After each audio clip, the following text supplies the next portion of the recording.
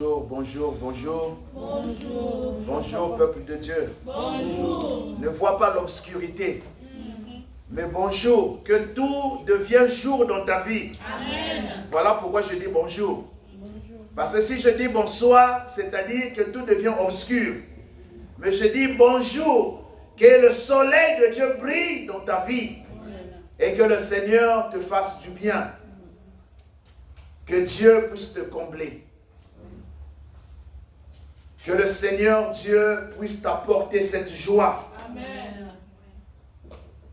Servir Dieu, c'est une bonne chose. Amen. Surtout quand tu comprends. Surtout quand tu comprends et quand tu le connais. Dieu n'est pas dans la routine. Dieu n'est pas dans une formule quelque part qu'on a dit 1, 2, 3 et puis chaque jour tu répètes. Non. Dieu, il s'exprime lui-même. C'est le Saint-Esprit. C'est lui qui te donnera le langage. C'est lui qui va t'introduire dans la présence du trône, là où est Jésus. C'est le Saint-Esprit. Il a dit qu'il vous conduira dans toute la vérité. C'est le Saint-Esprit qui doit te conduire. C'est le Saint-Esprit qui te donnera aussi le langage. Parce que tu ne connais pas le langage pour parler devant Dieu. C'est le Saint-Esprit qui te donnera aussi les chansons que Jésus veut que vous puissiez chanter pour l'adorer.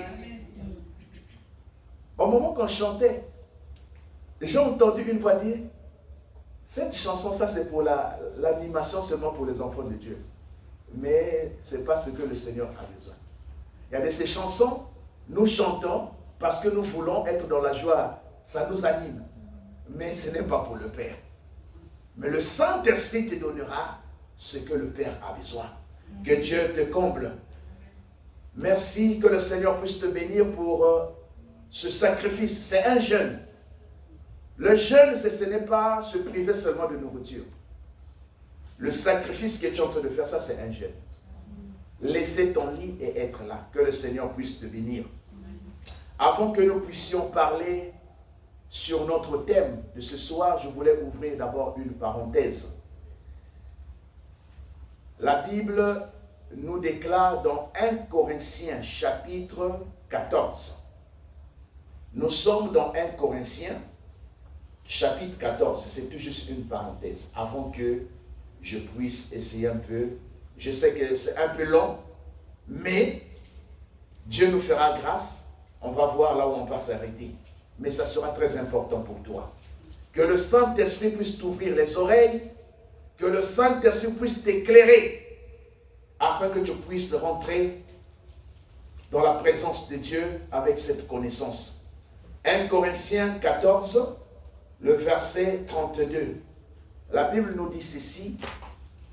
Les esprits de prophètes sont soumis aux prophètes. C'est-à-dire, les esprits de prophètes sont soumis aux prophètes, veut dire les prophètes eux-mêmes. Dieu a donné aux prophètes un don.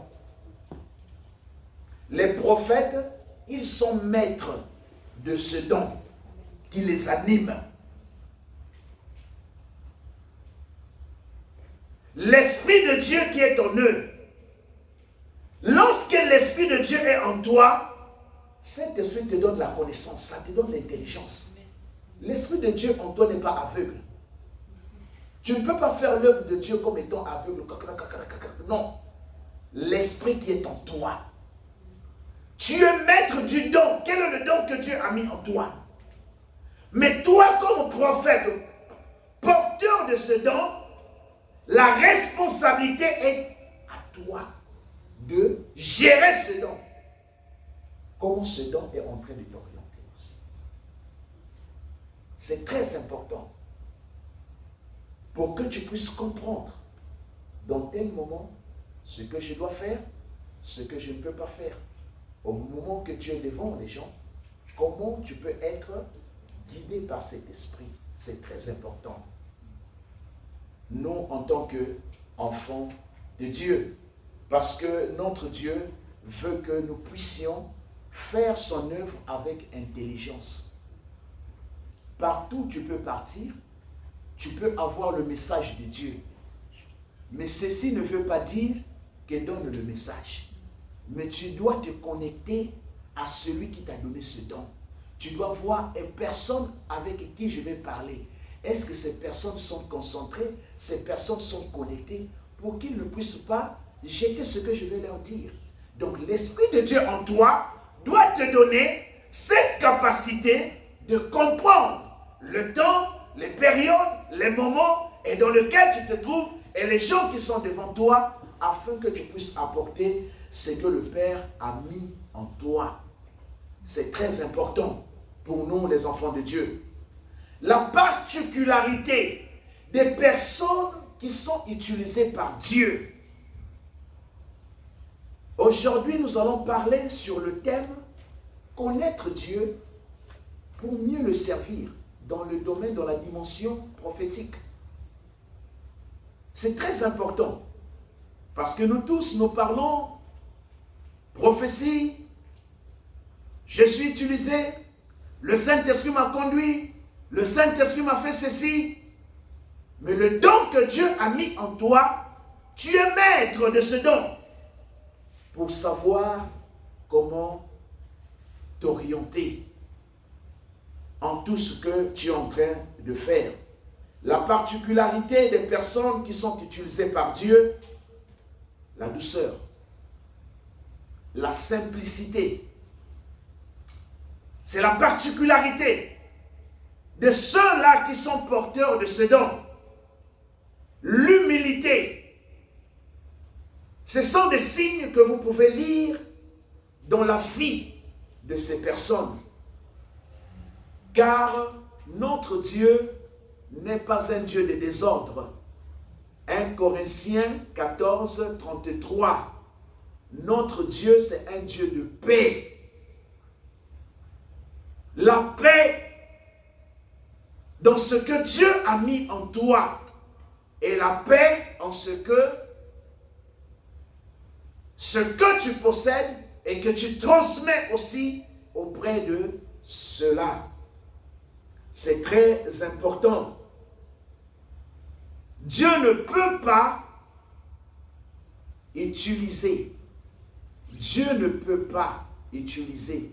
Pourquoi je le dis?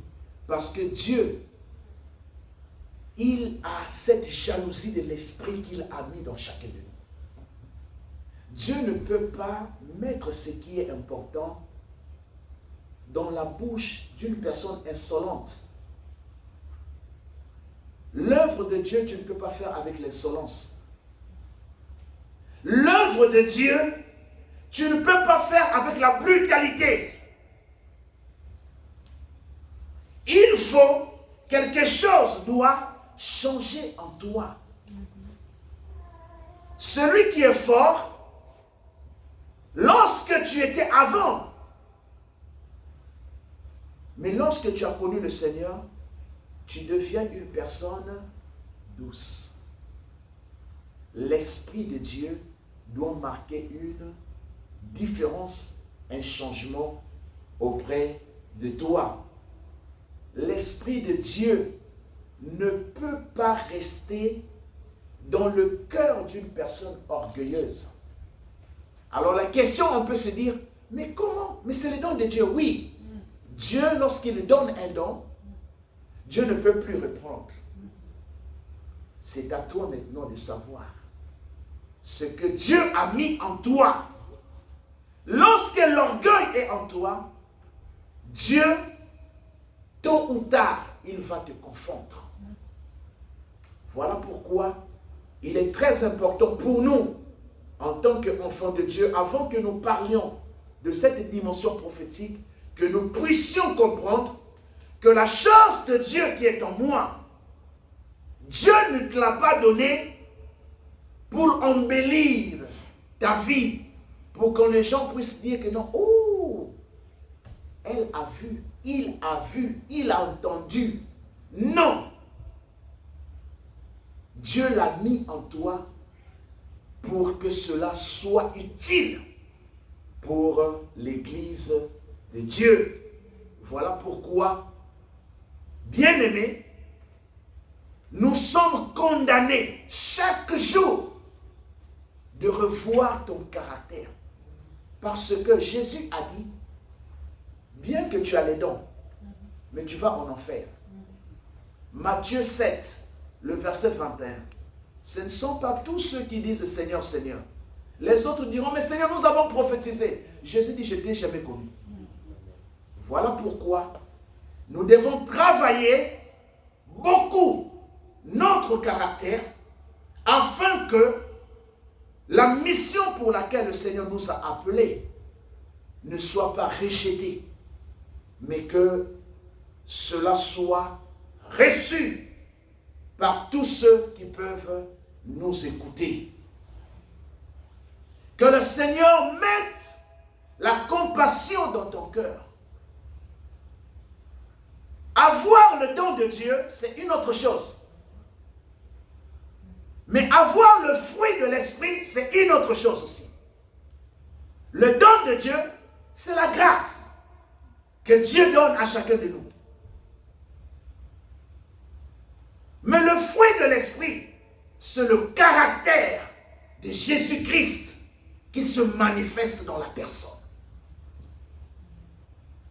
Et pour que ce caractère se manifeste, il y a un grand travail. Pour que la présence de Dieu, c'est le caractère de Jésus dans la personne. Les dons du Saint-Esprit, voilà pourquoi vous allez voir quelqu'un qui a les dons, mais il fait de n'importe quoi. Tu me dis, mais comment il a les dons? Oui, ce sont les dons, c'est la grâce. Parce que Dieu est bon. Quand tu viens dans la présence de Dieu, Dieu donne des cadeaux. Quand tu rentres dans la maison du roi, le roi ne va pas te laisser comme ça. On va te donner quelque chose. Même à la sortie, on peut te donner un cadeau. C'est comme ça le Saint-Esprit. Mais le caractère, le fruit de l'Esprit, Galates 5, 22, c'est la manifestation de la personne du Christ en toi.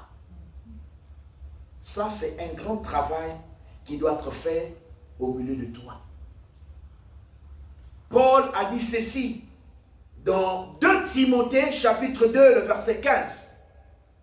Il dit, efforce-toi de te présenter devant Dieu comme un homme éprouvé, c'est-à-dire compétent, un homme courageux, un homme vaillant, un homme fidèle. Efforce-toi, c'est-à-dire tu dois faire un effort pour te présenter devant Dieu comme un ouvrier qui n'est pas là à se plaindre, afin que ce que Dieu a mis en toi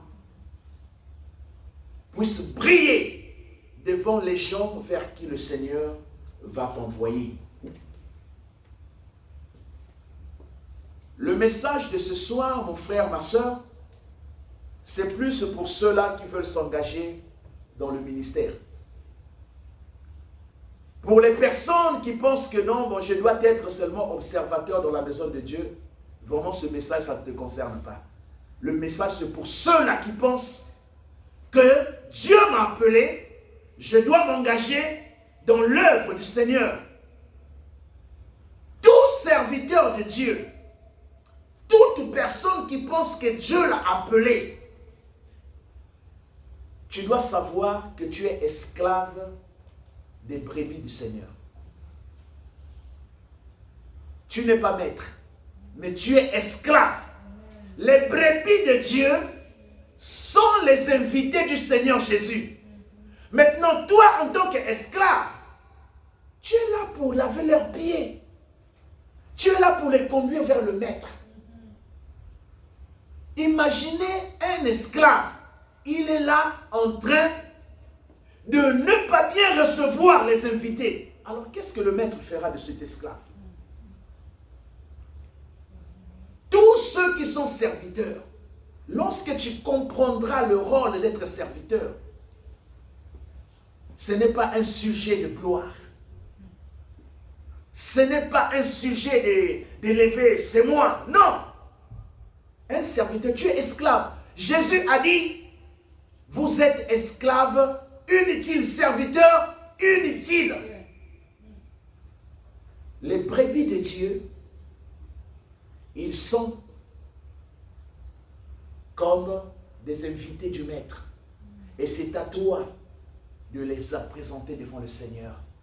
Mais toi, en tant qu'esclave, ce que tu vas bénéficier, c'est la gloire seulement du Maître, parce que tu travailles dans sa maison. Les gens vont dire que non, j'ai vu aussi un tel dans la maison d'un tel. Les brebis du Seigneur.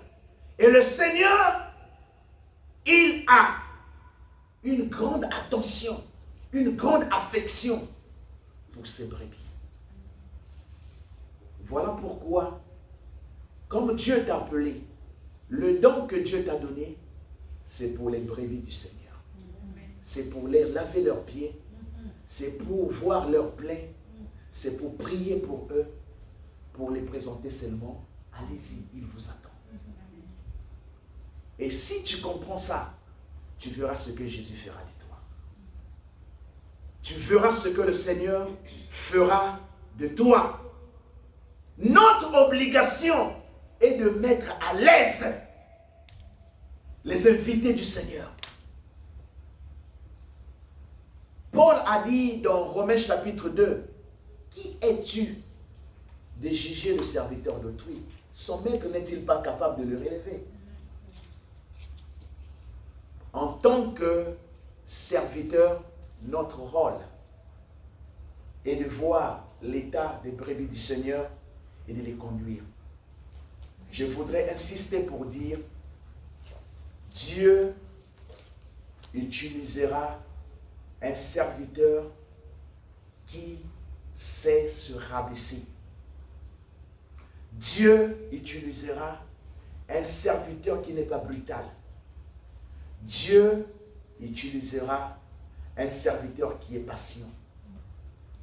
Dieu utilisera ce serviteur qui vient toujours auprès du maître et demander, « Maître, j'ai terminé le travail. Quel est le travail suivant que je dois accomplir? » Et que l'Esprit de Dieu puisse t'éclairer. Bref, tous serviteurs de Dieu, nous sommes comme les uniques. Les uniques, ce sont des personnes on avait enlevé, comment dirais-je, qu'on avait castré. C'est-à-dire, ce sont des personnes qui ne peuvent plus reproduire. Ils ne peuvent plus faire des enfants. Ce sont des hommes qui travaillaient pour le compte du roi. Mais ils étaient là seulement pour garder les femmes. Ils étaient là pour préparer les femmes là avant que ces femmes aillent rentrer pour rencontrer le roi. Nous avons dans le livre de Esther, Esther chapitre 2, le verset 2, on nous parle, il y avait des uniques qui étaient là, qui préparaient. Tout serviteur de Dieu, tu es semblable à un unique. Tu dois préparer la femme pour présenter au Seigneur. C'est très important. L'enseignement que je voudrais partager avec toi a pour but de réveiller l'esprit prophétique qui est en toi et qui dort en toi, que parfois tu ne te rends pas compte, afin qu'ensemble nous puissions nous unir et former une troupe des prophètes de Dieu pour la gloire du Seigneur Jésus-Christ et pour la cause du royaume. Par ce message, je voudrais que l'Esprit de Dieu puisse te réveiller et te dire que le Seigneur attend quelque chose de toi. Le Seigneur nous a appelés, oui. Le Seigneur veut voir aussi quelque chose sortir de nous. En tant qu'enseignant de la parole ou docteur, selon Éphésiens chapitre 4, le verset 11 à 13, dans le corps de Christ, le docteur, il est là comme la bouche. Le prophète, il est là comme l'œil. C'est le service de renseignement de Dieu. Le prophète est là comme la sentinelle. Celui qui est établi dans la fonction de sentinelle, le voyant. Il est là comme sentinelle, comme le service de renseignement de Dieu.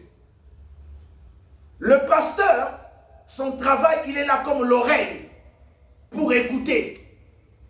L'évangéliste, dans le corps de Christ, il est comme les pieds. C'est lui qui doit aller évangéliser, apporter. L'apôtre, il est là comme la main, l'architecte, celui qui pose les bases. L'architecte et le prophète, ils posent la base. Le prophète et l'apôtre. L'évangéliste et le pasteur.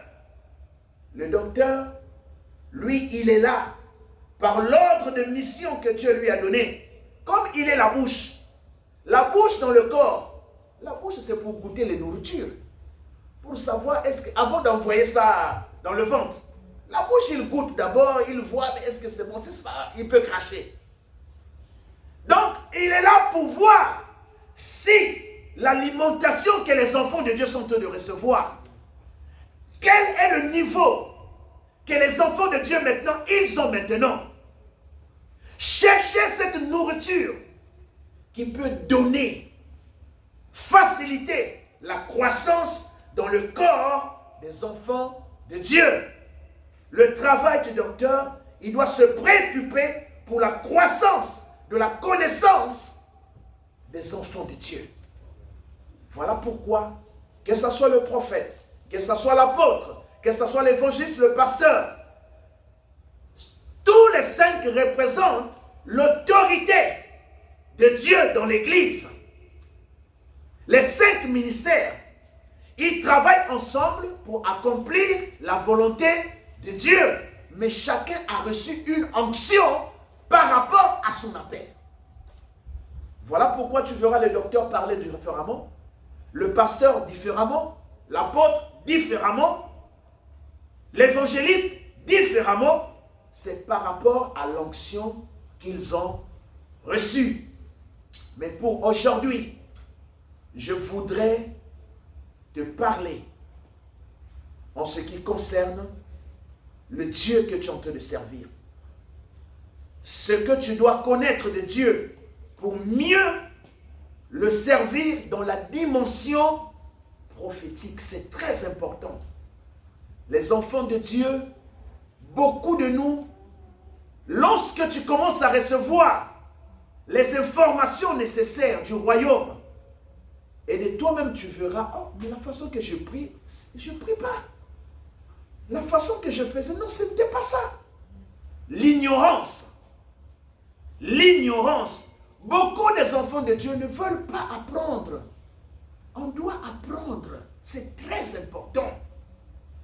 Afin que tu puisses comprendre celui que tu veux servir. Dans le monde spirituel, vous ne pouvez pas passer une étape à une autre étape, ou bien un niveau à un autre niveau. Vous devez accepter de vous engager à développer une vie. Une vie que vous n'avez pas auparavant. Une vie qui est basée sur la puissance du genou. Si tu veux passer de niveau dans les choses de Dieu. Le niveau de puissance, ce n'est pas le niveau de l'ancienneté dans l'église. Non. Le niveau de puissance se marie avec la façon que tu te donnes à développer la puissance du genou, la prière. Tant que tes genoux ne seront jamais fléchis pour chercher la face de Dieu, il te sera difficile de monter de niveau spirituellement. N'oublie pas que dans le monde spirituel, c'est la puissance qui parle. 1 Corinthiens 4, verset 20. Le royaume de Dieu, ce n'est pas le manger, ce n'est pas le boire, mais c'est la puissance. Alors, si tu veux rentrer dans ce royaume, tu as besoin d'être puissant. La Bible nous dit, ton Dieu ordonne que tu sois puissant. Ton Dieu ordonne que tu sois puissant. Parce que le monde de Dieu, le monde des esprits, c'est le monde de la puissance. Sans la puissance, tu es éliminé d'avance. Et la puissance, c'est avec les genoux. Chercher la face de Dieu. Une personne est spirituelle. Ce n'est pas parce que tu dis Alléluia. Ah, non, non, c'est une personne spirituelle, c'est une femme spirituelle, c'est un homme spirituel. Non! Une personne est spirituelle lorsque cette personne vit selon la parole de Dieu. Lorsque cette personne, la parole de Dieu, vit en elle, lorsque tu vois la manifestation de la parole dans la vie de cette personne, tout ce que cette personne fait reflète la parole, même son langage. Je suis surpris de voir toujours les chrétiens dire, ah vraiment, j'étais chanceux. Ah non, vraiment, je suis passé là-bas. Ah vraiment, j'avais la chance. Il y a encore quelque chose qui manque. Tu entends les chrétiens avec le langage, mais je suis passé là bizarrement. Il y a encore quelque chose en toi. Une personne est spirituelle lorsque la parole de Dieu commence à influencer ta vie. Ton expression. On doit voir les actions de grâce dans ton langage. C'est par là qu'on connaîtra que cette personne est spirituelle. Ce n'est pas les gens, ce n'est pas le nombre d'années. Être spirituel, ce n'est pas avoir les dons spirituels. Non, non, non, non. Les dons, c'est quelque chose que Dieu donne. Être une personne spirituelle, lorsque ta vie reflète la parole de Dieu. Jésus a dit dans Romains, et plutôt dans le livre de Jean chapitre 8, le verset 31. Si ma parole demeure en vous, si vous demeurez dans ma parole, et ma parole demeure en vous, vous êtes réellement mes disciples. Le problème, c'est la parole demeurer, habiter, la parole vivre en toi. Et lorsque la parole de Dieu commence à vivre en toi, cela va commencer à influencer ton caractère. Une personne qui était brutale, à cause de la parole de Dieu dans sa vie, cette personne devient douce. Une personne qui était insolente, à cause de la domination de la parole de Dieu dans sa vie, cette personne devient une personne calme, patient. Les gens peuvent dire, mais toi comment? Depuis que tu pries, tu es devenu. Parce que cette personne est enceinte de la parole de Dieu. Amen. Une femme enceinte, elle fait selon les réactions de la grossesse, ses gestes, ses paroles, ses mouvements. Si tu es enceinte de Jésus, cela doit se montrer dans ton caractère. Mais si jusqu'aujourd'hui, lorsque tu parles, lorsque tu cries, il y a toujours quelque chose, tu n'es pas encore spirituel, tu es charnel. Et une personne charnelle, tu es disqualifié d'avoir part à l'héritage des saints.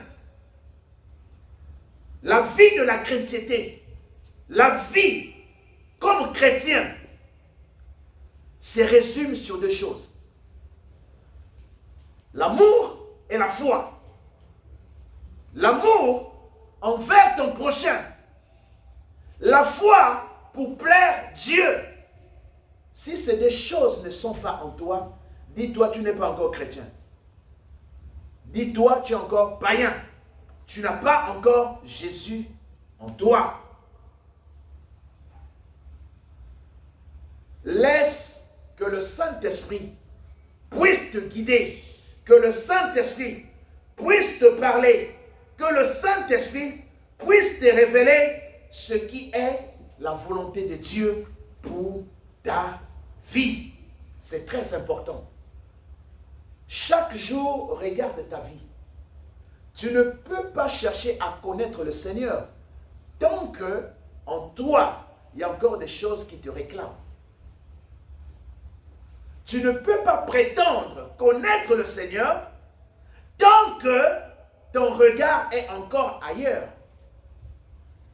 C'est plus facile de sortir de l'Égypte, mais c'est difficile de faire sortir l'Égypte de ton cœur.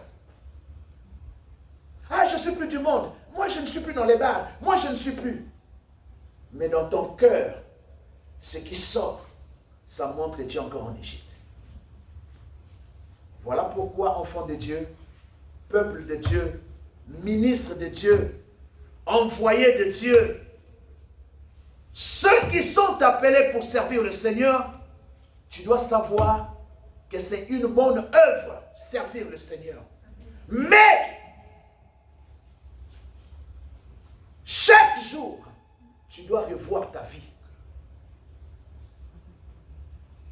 Tu dois utiliser les miroirs de la parole. Jacques chapitre 1, le verset 22 à 25. Il dit, utilisez le miroir de la parole. Le miroir de Dieu. Dieu ne peut pas être présent seulement dans l'église. Tu dois avoir Dieu partout où tu es. Jésus a dit à Philippe, tu cherches le Père, mais depuis ça fait longtemps que je suis avec vous, tu n'as pas vu le Père.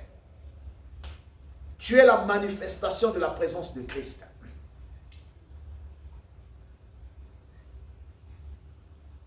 Souvent, nous avons l'habitude de dire, appelons le Saint-Esprit. Invoquons le Saint-Esprit. On invoque, et puis oui, nous sommes montés. Non. Si le Saint-Esprit est en toi, il est en toi. S'il est là, il est là.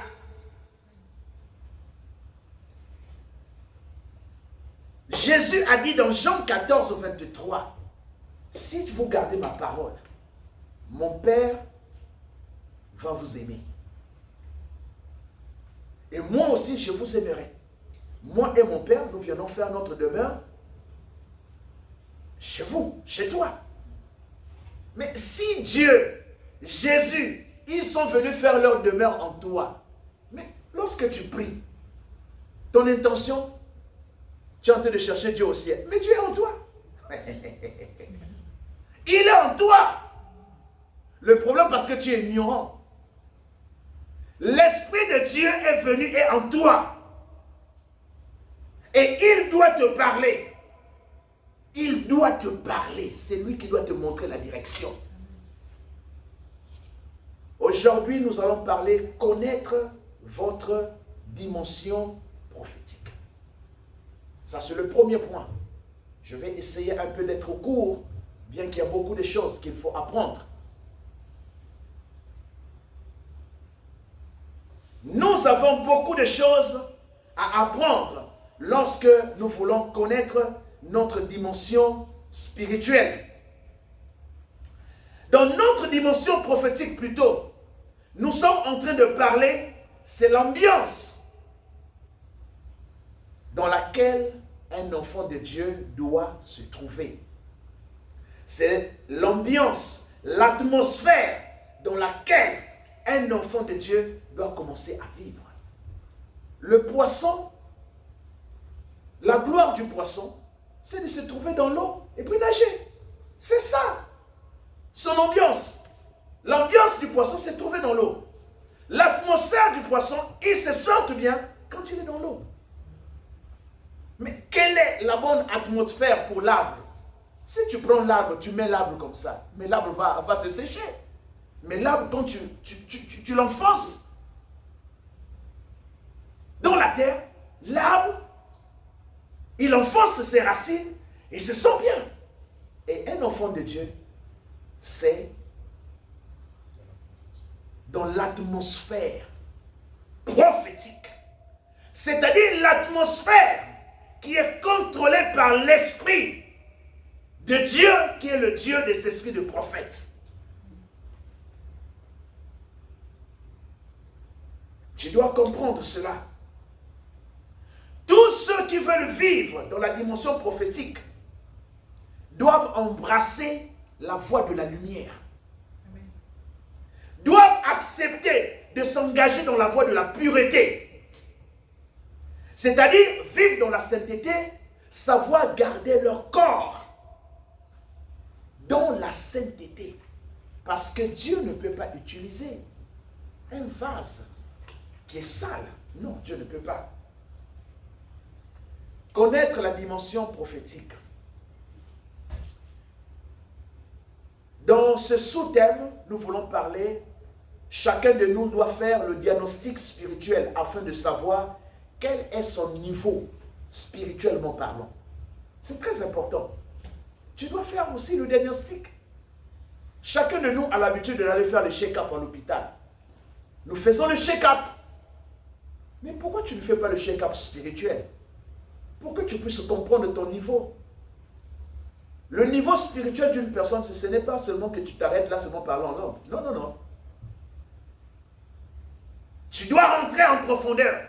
Parce que notre Dieu, c'est un Dieu qui aime que ses enfants rentrent en profondeur afin de le comprendre, de le connaître. C'est très important. Pourquoi tu dois faire le diagnostic spirituel?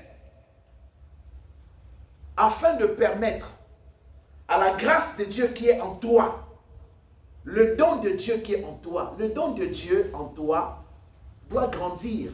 Comme disait le frère ici, que Dieu c'est un Dieu de processus. C'est-à-dire, lorsque tu découvres le don qui est en toi, mais le don là ne peut pas rester à ce niveau. Le don là doit fonctionner. Et fonctionner à une autre vitesse. Le don là doit grandir. Le don là doit être activé. Afin que le don que Dieu a mis en toi, c'est pour te garder, te prévenir, te protéger, te bénir et bénir aussi les autres. Donc tu dois comprendre le don que Dieu a mis en toi.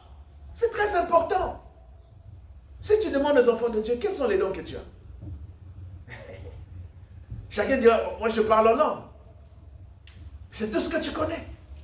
Tu dois faire le diagnostic de comprendre ce que Dieu a mis en toi. Cela va te permettre de faire les progrès et vivre de la manière que Dieu voudra te voir agir. Ce point que je suis en train de parler, je pense qu'il y a peut-être 7 mois, qu'une nuit j'ai prié et je me suis endormi. J'ai vu un prophète. Et ce prophète, je l'aime beaucoup, la façon que Dieu bénit. Le prophète Yeshua. Je l'ai vu, il était en train de bénir les gens. J'étais là. Il est en train de bénir, il est en train de bénir, de bénir. Il est venu vers moi. J'ai dit, mais bénis-moi aussi. Il m'a regardé, il m'a dit ceci. La dimension de la puissance que tu as là, ce n'est pas là où Dieu veut. Dieu te voit. Ah, j'ai dit comment? Et il a contourné, il a béni les gens, il est revenu encore. Il dit la dimension que tu as là, ce n'est pas ça. Ce n'est pas ça que Dieu voudrait voir en toi. C'est-à-dire tu es stagné quelque part. Donc tu dois encore doubler d'efforts. Et je voudrais aussi te dire, tu dois faire le diagnostic. Et quand je me suis réveillé, et c'est ça qui m'a poussé encore, d'aller encore plus. De foncer encore. Parce que le royaume de Dieu, c'est la puissance. C'est très important. Tu dois savoir que dans le monde prophétique, il y a plusieurs dimensions. Et tu dois savoir dans quelle dimension que tu te trouves. C'est très important. Le don que Dieu a mis en toi, tu l'exerces. Est-ce que tel que tu l'exerces, tu penses que c'est là? Ou il y a encore une autre soif qui doit t'emmener plus loin? Parce que notre Dieu, il aime que ses enfants puissent aller encore plus loin, le connaître davantage. Moïse qui parlait avec Dieu. Moïse qui voyait les miracles de Dieu. Mais un jour, il a dit à Dieu, Si j'ai trouvé grâce devant tes yeux, permets-moi de te voir. Quelqu'un peut dire, mais Moïse, tu exagères. Tout ce que tu es en train de faire, et puis tu vas demander encore. La soif de Dieu dans ton cœur. Quel est le niveau de la soif de Dieu qui anime ton cœur? Le problème, c'est la soif qui anime ton cœur. C'est cette soif qui doit t'emmener à aller plus loin encore, de grandir, de grandir, de grandir. Tu